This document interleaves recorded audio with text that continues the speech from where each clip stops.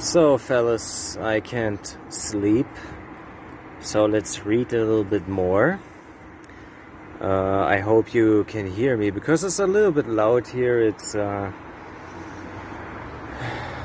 little bit traffic. Short disclaimer, I don't really love big cities. Never thought I would live in one because of the noise. I'm actually a small town kid. Grew up in a small town, and yeah, for example, we have very beautiful moon today, and this effed up building is blocking it. So, but that's complaining on a huge level. Overall, I feel pretty well here. It's not as bad as other big cities, and you have plenty of possibilities to go out in nature anyway. So yeah, let's continue reading. Let me first open it. We're still at the preface. Preface, and we stopped here at century, the word. Yeah, few more numbers. 3981. Herlain is probably about the middle of the 17th century. Yeah, century there. The others of rather later date at MSS 10,862 is written in contracted Latin and is hard to read, but it contains chapters which are omitted in the others and also an important introduction. It is more concise in its wording. Its title is short, being simply the Key of Solomon, translated from the Hebrew language into the Latin. So a lot of translation. An exact copy of the signature of the writer of this MS is given in figure 93. The pentacles are very badly drawn. So I could have drawn them myself because I'm a very badly drawer myself. So 3981, Herlain MSS 288, King's MSS, and 3091 Sloan MSS are similar and contain the same matter and nearly the same wording. But the letter MS has many errors of transcription. They are all in French. Oh God, French. The conjurations and wording of these are much fuller than in 10,862 at MSS and 1202 Lansdowne MSS. The title is the Key of Solomon, King of the Hebrews, translated from the Hebrew language into Italian, even Italian, by Abraham Colorno, by the order of His Most Serene Highness of Mantua, and recently put into French. Yeah. I don't like French really much, but okay. Don't want to offend anyone. It's just the insults even sound like romanticized love declarations. The pentacles are much better drawn, are in colored inks. Oh, probably the French can draw very nice. And in the case of 3091 Sloan MSS, gold and silver are employed. 1307 Sloan MSS is in Italian. Its title is La Clavicola di Salomone. That's actually Italian. So, actually, I have an Italian friend, so I could ask him. Redotta et epilogata nella nostra materna lingua del Dottissimo. Dio Peccatrix. It is full of black magic and is a jumble of the Key of Solomon proper and the two black magic books before mentioned. The pentacles are badly drawn again.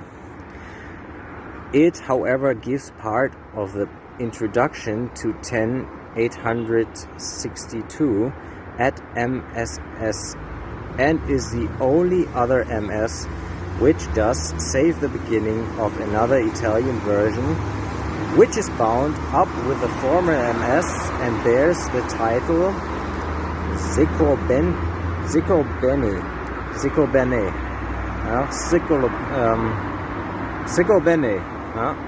1202 Lansdowne MSS is the true keys of King Solomon by Armado.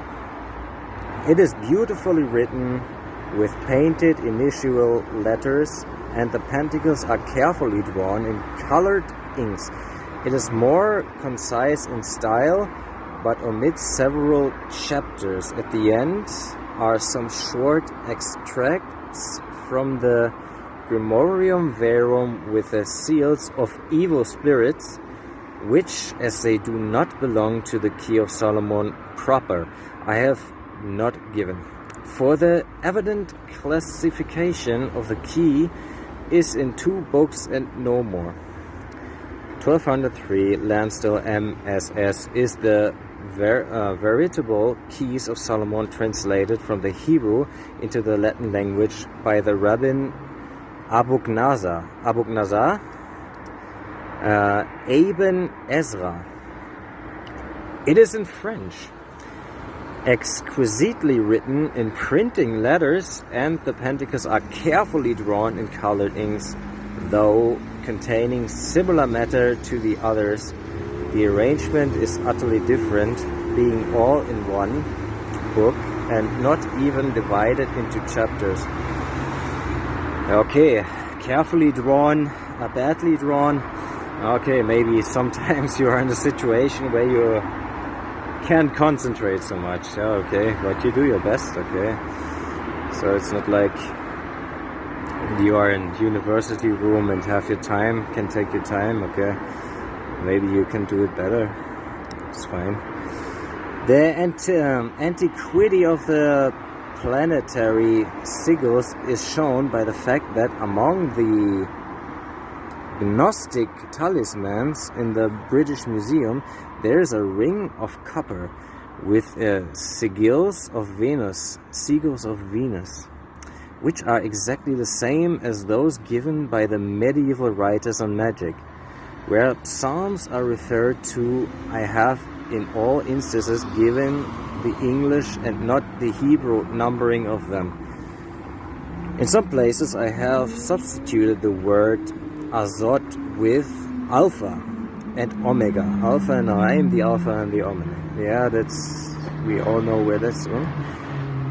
For example, on the blade of the knife with a black hilt, figure 62, I may remark that the magical sword may, in many cases, be used instead of the knife. In conclusion, I will only mention for the benefit of non-Hebraists that Hebrew is written from right to left, like Arabic, yeah, and that from the consonantal nature of the Hebrew alphabet, it will require fewer letters than in English to express the same word. I like this actually very much. Yeah, there's too many letters and words sometimes. German is even worse. Yeah. I take this opportunity of expressing my obligations to Dr. Wynne Westcott for the valuable assistance he has given me in the reconstruction of the Hebrew of the Pentacles. Preliminary discourse. Everyone knoweth in the present day that from time immemorial Solomon possessed knowledge inspired by the wise teaching of an angel, to which he appeared so submissive and obedient that in addition to the gift of wisdom which he demanded, he obtained with profusion all the other virtues, which happened in order that knowledge worthy of eternal preservation might not be buried with his body. Being so to speak near his end, he left to his son Rehoboam a testament which should contain all the wisdom he had possessed prior to his death. The rabbins, who were careful to cultivate the same knowledge after him, called this testament the clavicle or key of Solomon, which they caused to be engraved on pieces of the bark of trees, while the pentacles were inscribed in Hebrew letters on plates of copper, so that they might be carefully preserved in the temple which that wise king had caused to be built. This testament was in ancient time translated from the Hebrew into the Latin language by Rabbi Abognaza, who transported it with him into the town of Arles in Provence, where by a notable piece of good fortune the ancient Hebrew clavicle, that is to say this precious translation of it, fell into the hands of the Archbishop of Arles after the destruction of the Jews in that city, who from the Latin translated it into the vulgar tongue in the same terms which here follow, without having either changed or augmented the original translation from the Hebrew. Okay, now we come to the introduction. Okay, actually the noise is pretty harsh here. Well, we should continue tomorrow. Actually, now you can see the moon. Very nice. Let's zoom out on this picture here. Good night, my friends.